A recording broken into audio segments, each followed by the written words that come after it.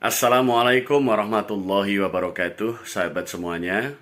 Pembahasan pada channel Dimensi Halus kali ini adalah buka tutup mata batin, ya.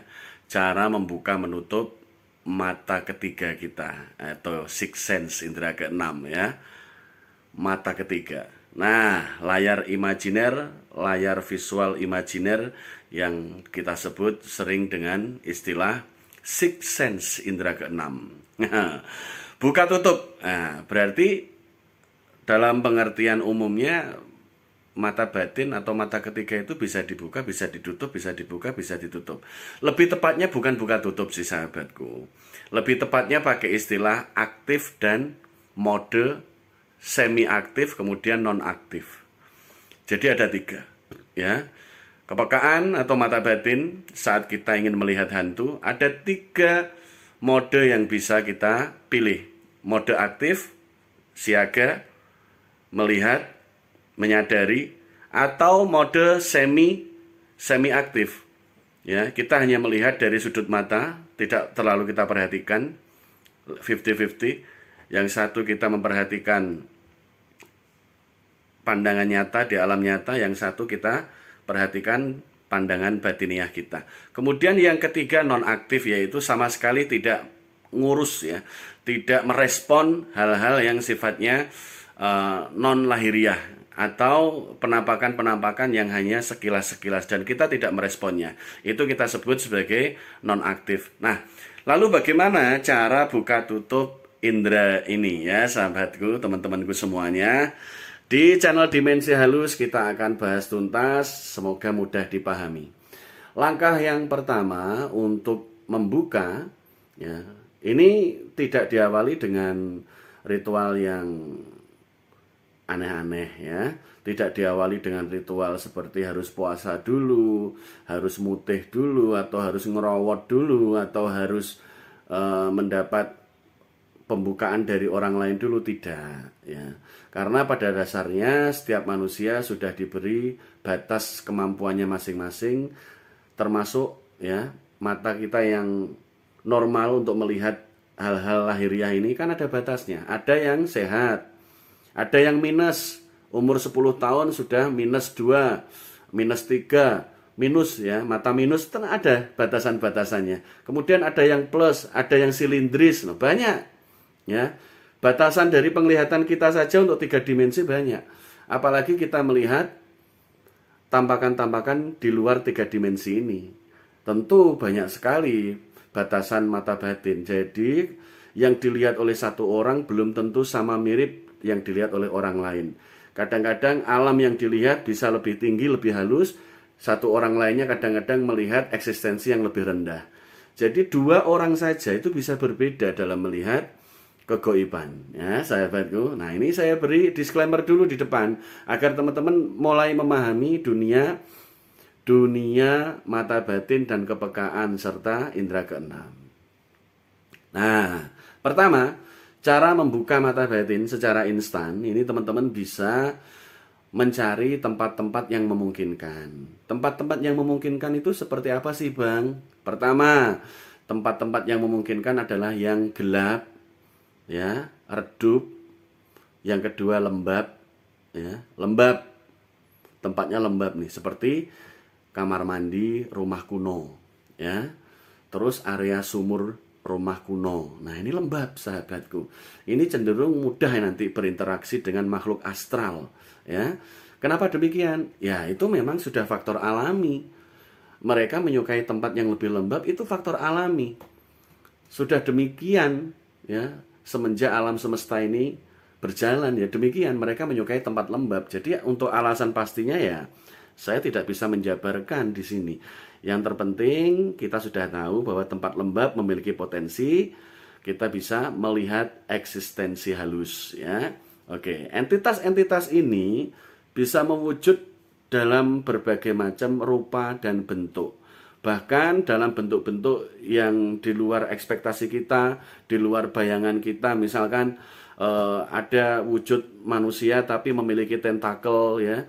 Di telinganya ada tentakel, atau seperti manusia tapi punya tanduk, ya. Hampir seperti manusia tapi memiliki ekor.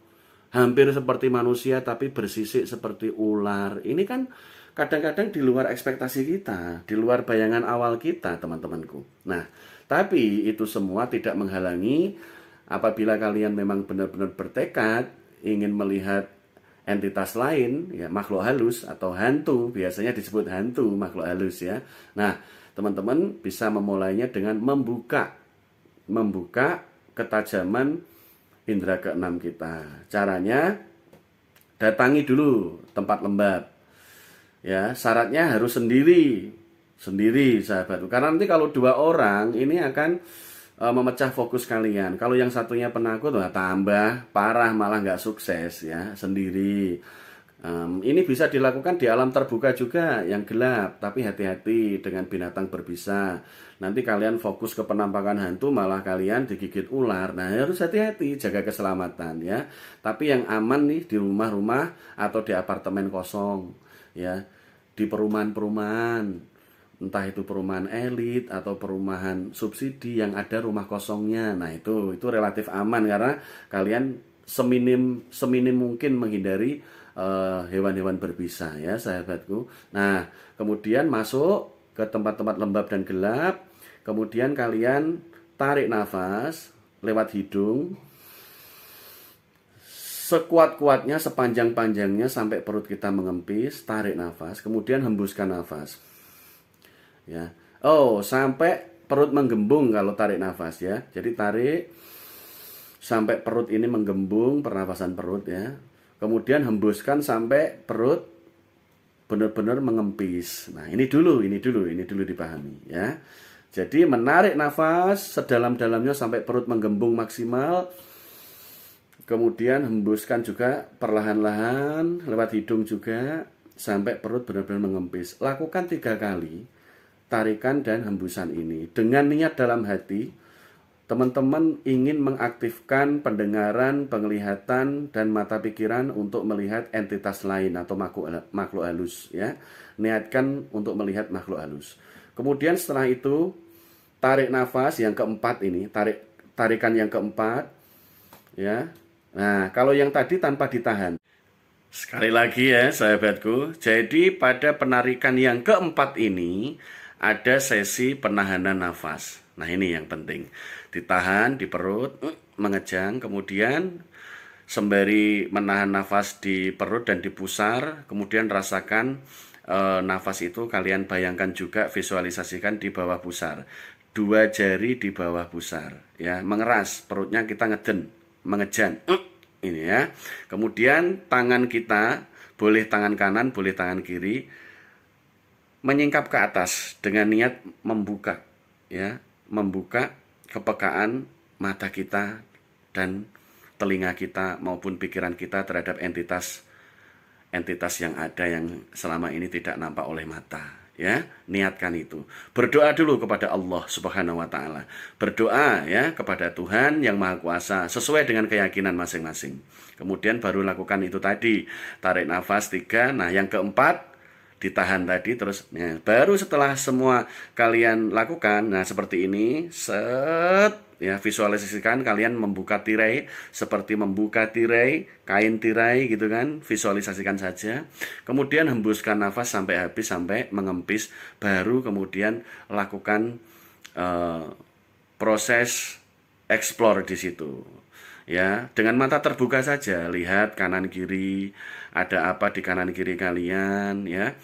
Penerangan gunakan secukupnya, bisa menggunakan penerangan lampu HP kemudian total digelapkan ya. Setelah kalian menemukan titik yang tepat, ruangan yang tepat, entah di kamar atau di wilayah kamar mandi, pastikan aman ya. Setelah itu kalian matikan lampu tadi, lampu bantuan, mati, gelap. Nah, dalam kondisi gelap yang super gelap ini, silahkan teman-teman lihat ya, nanti entitas apa yang muncul. Tapi ingat ya sahabatku, kalau teman-teman di dalam diri kalian hati sudah berbisik kalian tidak mampu, ada keringat dingin, kalian merasa detak jantung kalian melemah ya, atau bahkan detak jantung tidak beraturan, ini tanda bahwa kalian tidak boleh memaksakan diri. Akibatnya jantung bisa terganggu, bahkan terhenti ya.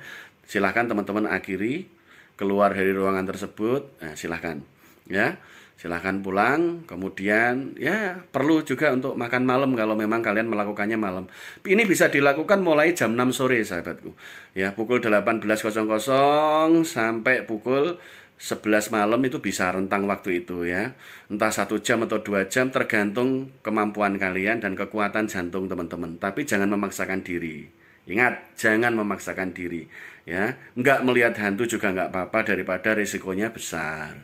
Nah ini ya, cara menutup bagaimana? Cara menutup sama seperti tadi, hembusan nafas, kemudian mulai pada saat nafas keempat ya, tarikan nafas keempat ditahan, tahan di perut dan di bawah pusar, kemudian ditutupkan begini dengan niat menutup segala sesuatu agar tidak peka terhadap entitas-entitas halus ya.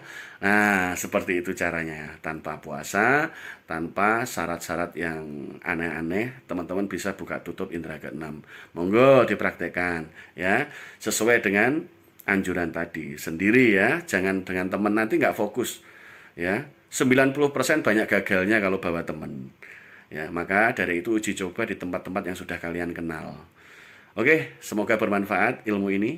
Wassalamualaikum warahmatullahi wabarakatuh. Semangat sahabatku.